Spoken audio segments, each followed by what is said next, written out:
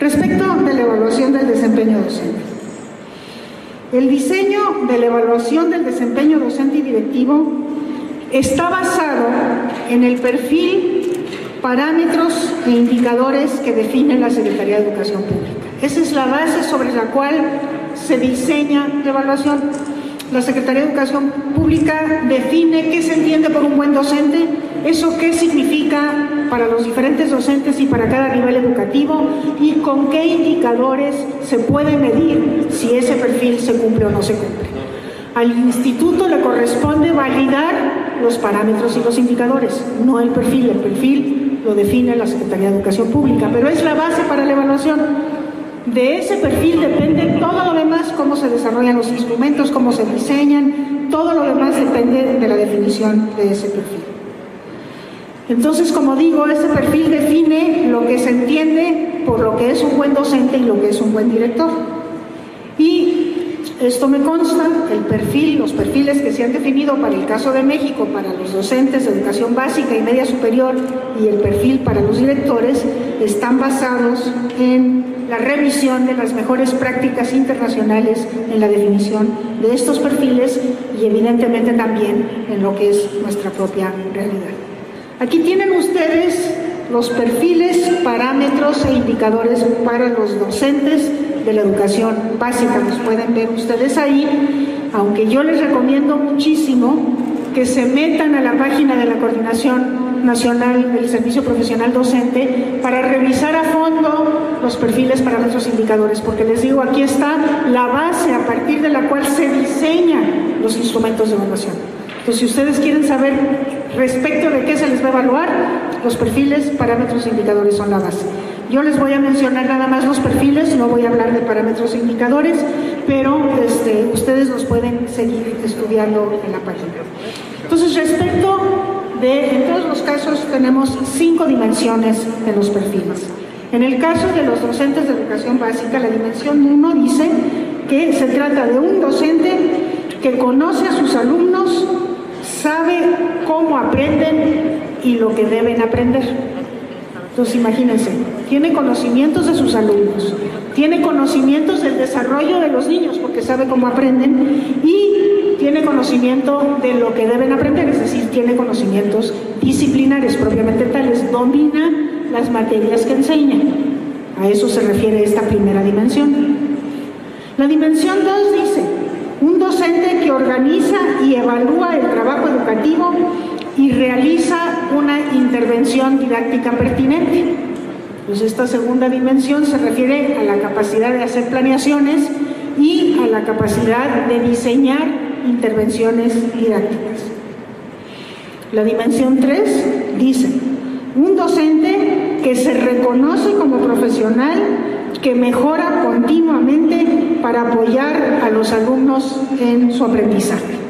Entonces, esta es otra de las características de todo profesional que sigue aprendiendo a lo largo de su vida profesional. La dimensión 4 dice, un docente que asume las responsabilidades legales y éticas inherentes a su profesión para el bienestar de sus alumnos. Entonces, conoce la ley y conoce los principios éticos en los que debe basar su comportamiento.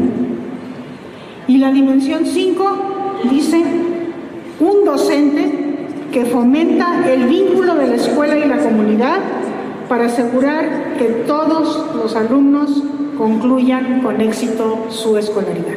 Entonces, aquí están las responsabilidades de todo docente con su escuela y con los padres de familia, todo ello referido evidentemente a que los alumnos aprendan.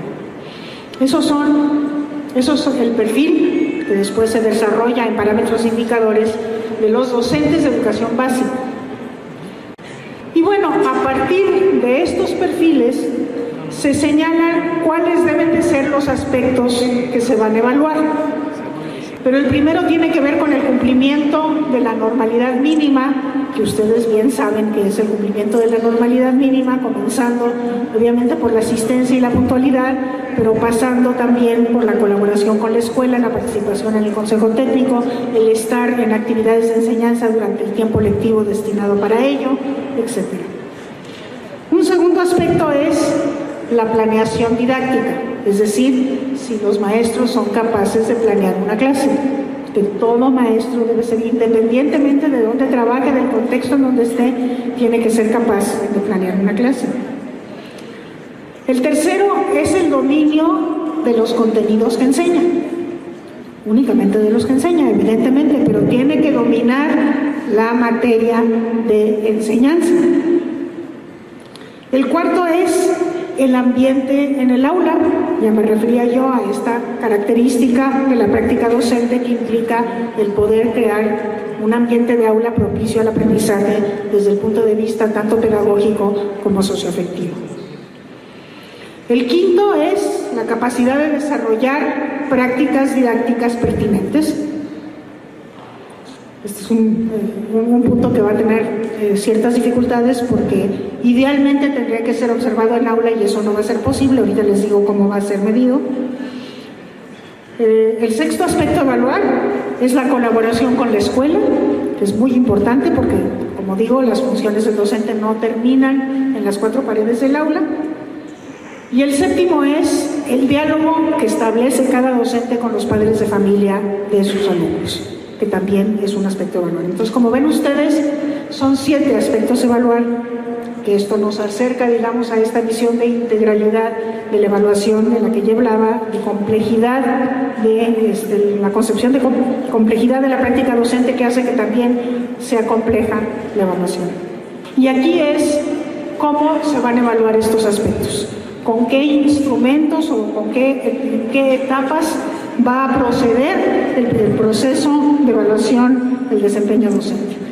Y para el caso de los docentes de educación básica, se prevén 4 etapas y una quinta complementaria específicamente para los maestros de inglés.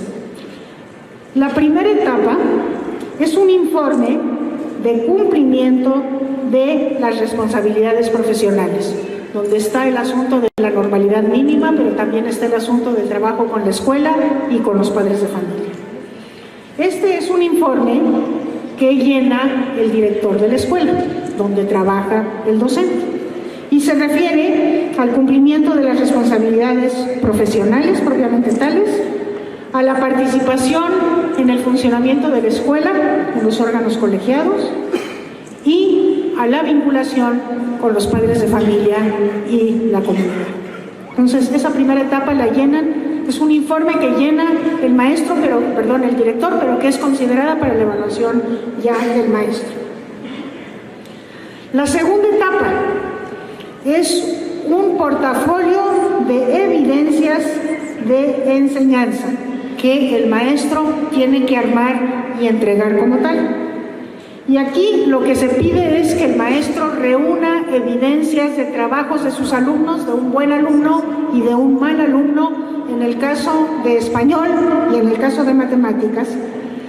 Eso en sí mismo no es lo que se va a evaluar, sino lo que se va a evaluar es la reflexión que hace el docente de los trabajos realizados por sus alumnos. Es decir, cómo reflexiona el maestro acerca de esos trabajos, qué le dicen esos trabajos al maestro acerca de cómo tiene que modificar su planeación, cómo tiene que enfocar sus estrategias didácticas dado el resultado de esos trabajos de los alumnos. Y por otro lado, el maestro también va a argumentar las decisiones que toma en el ejercicio de la función docente en función de esos trabajos que muestra como ejemplos. Eso es un portafolio que entrega. La etapa 3, esta etapa sí es un examen.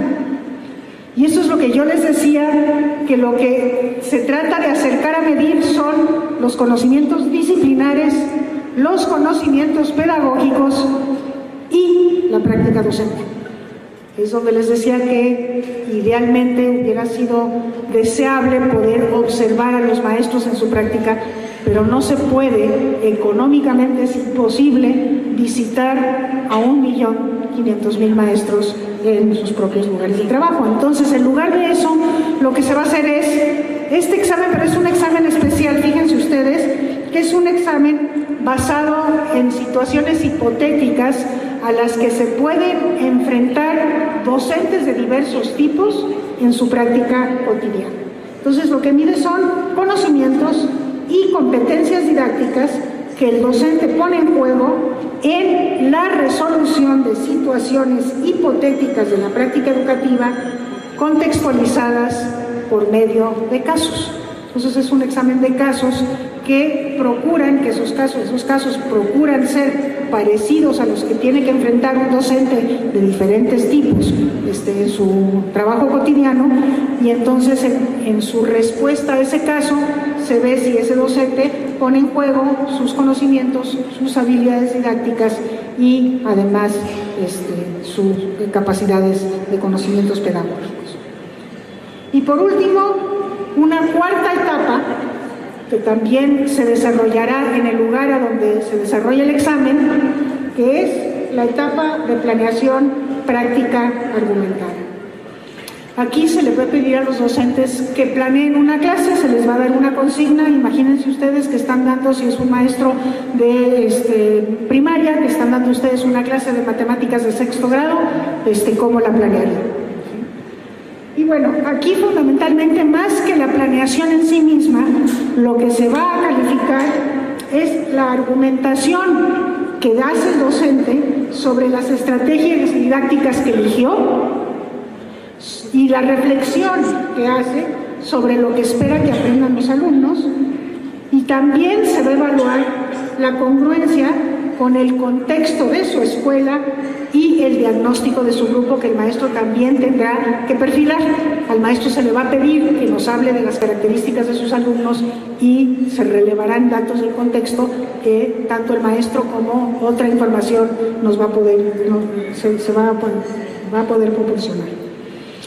Y por último, hay una quinta etapa, que es un examen complementario para la asignatura de segunda lengua, que es inglés, y que se va a desarrollar en una etapa adicional de evaluación que consiste en la aplicación de un examen estandarizado sobre docencia en el inglés para aquellos maestros que son docentes de inglés.